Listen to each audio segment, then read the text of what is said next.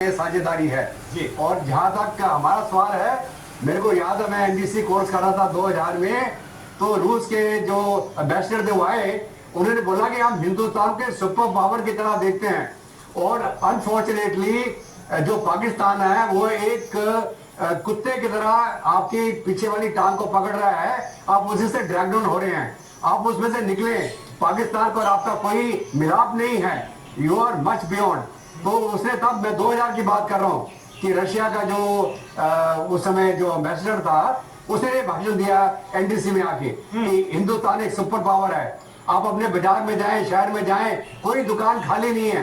उस समय आपको याद होगा जब यूएसएसआर टूटा था तो वहां पे खाने को सामान नहीं मिल रहा था रशिया के अंदर, तो वो उस चीज का जिक्र कर रहा था, किसी चीज की कमी नहीं है। बिल्कुल। तो ये बताता है कि रूस का लंबे समय से पाकिस्तान को लेकर रुख क्या रहा है। हमारे साथ एवीएम पीके श्रीवास्तव जी भी मौजूद हैं डिफेंस एक्सपर्ट के तौर पर। और आज सर आप न्यूयॉर्क से हमारे साथ जुड़ रहे हैं इस बातचीत में। हमारे और आपके बीच दूरियां काफी ज्यादा हैं, लेकिन भारत और रूस के बीच हर दूरी को काटने की कोशिश मॉस्को में की जा रही है। इस नजदीकी से बहुत परेशान है चीन और पाकिस्तान जैसे मुल्क। टकटकी लगाकर इस महामुलाकात पर नजरें गड़ाकर रखी गई है। क्या निकलता हुआ आप देख रहे हैं? देखिए, आपने जो दूरियों की बात की, तो मैं वोहरा साहब की किताब से एक पन्ना निकालूंगा और बोलूंगा कि दूरियां जरूर है लेकिन दिल की दूरियां नहीं है। यही बात वहां भी है। और सारे जो हमारे पैनलिस्ट ने सबने कहा कि हमारे रिश्ते पुराने भी हैं और प्रगाढ़ भी हैं।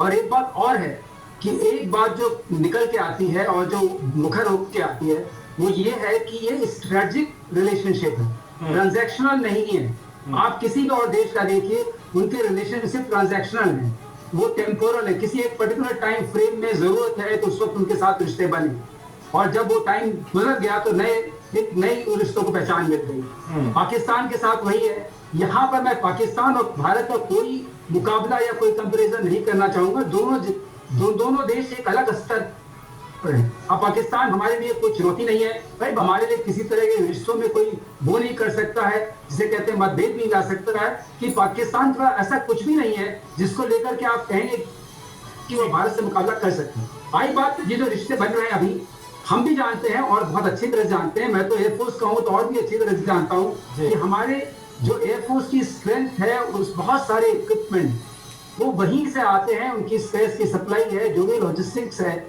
वो हमारे वहां से आती है। तो हमारी उनके ऊपर एक निर्भरता भी है जो चली आ रही है 70 सालों से।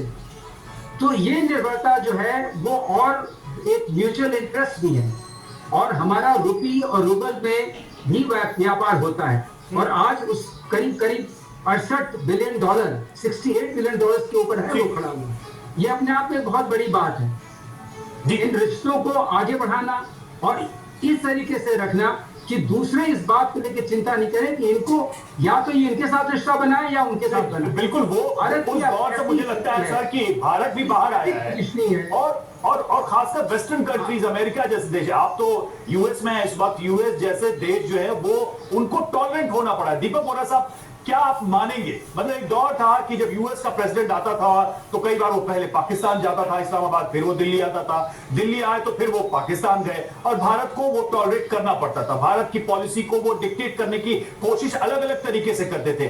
अब अमेरिका चाहे जो कर रहा हो यूक्रेन के साथ या दुनिया के अलग अलग देशों के साथ, भारत का प्रधानमंत्री रूस भी जाता है, अमेरिका भी जाता है, अपनी बात वहां भी रखता है, यहां भी रखता है, और अमेरिका को टॉलरेंट होना पड़ता है। आपने बिल्कुल सही कहा है। अमेरिका की समस्या है एटाविज्म।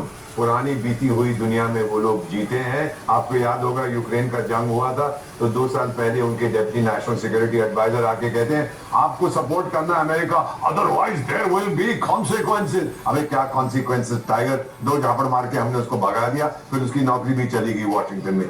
ये अब सच्चाई है और अमेरिका भी ये समझ रहा है। वो बुड्ढन साहब ने तो बोला था भारत की पोजीशन यूक्रेन में शेकी है, लेकिन अब वो बहुत इज्जत करते हैं क्योंकि हमने दिखा दिया कोई शेकी नहीं है, सॉलिड है। शेकी तो आपकी गद्दी है। सर इतना मैं बताना चाहता हूं, भारत जो है, इंडिया जो है अब भारत बन चुका है। ये दूसरी गाल नहीं दिखाता है, ये मुंह तोड़ जवाब ऐसा तमाचा मारेगा कि होश ठिकाने आ जाएंगे। अमेरिका भी ये समझ गया है, चीन भी ये समझ गया है और रूस ये जानता है। हमने कभी हमला नहीं किया रूस के इंटरेस्ट पे, रूस ने कभी हमला नहीं किया भारत के इंटरेस्ट पे। ये चीज होती है सर, एक्सपीरियंस और ट्रस्ट, उसके आधार पर ये दोस्ती है, ये अटूट है सर। बिल्कुल, और दुनिया इस बात को जानती है वोरा साहब की आज की तारीख में अमेरिका डिक्टेट नहीं कर सकता, लेकिन आदत है कि जाती नहीं। इसी से जुड़ी हमारी अगली बड़ी खबर है, पुतिन मोदी की मुलाकात पर अमेरिका ने की है अपील, भारत रूस से यूक्रेन जंग पर बात करे। यह कहा है अमेरिका ने, यूक्रेन की संप्रभुता के मुद्दे पर भारत रूस से बात करे, ये कह रहा है अमेरिका। निवेदन किया गया है, अपील की गई। अमेरिका के विदेश विभाग के प्रवक्ता मैथ्यू मिलर ने कहा, भारत हमारा भी रणनीतिक साझेदार है, लिहाजा यूक्रेन युद्ध के मुद्दे पर, यूक्रेन की संप्रभुता के मुद्दे पर रूस से भारत को बात करनी चाहिए। सुनिए। And we would urge India, as we do any country when it engages with Russia, to make clear that any resolution to the conflict in Ukraine needs to be one that respects the UN Charter, that respects Ukraine's territorial integrity, Ukraine's sovereignty, and India is a strategic partner with whom we engage in a full and frank dialogue, and that includes on our concerns about the relationship with Russia.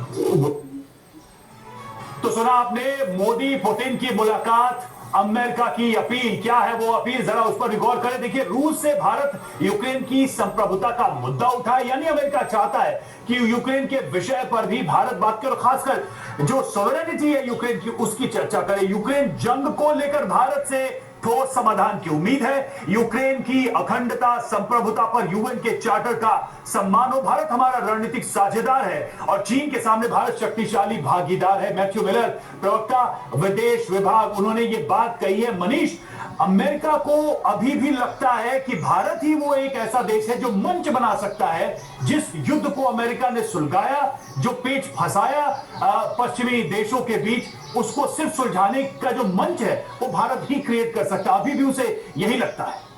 देखिए, ये बात तो सच है कि भारत एकमात्र ऐसा देश है जो अभी फिलहाल दोनों पक्षों के साथ बहुत भी भरोसे के साथ बातचीत भी कर रहा है। पिछले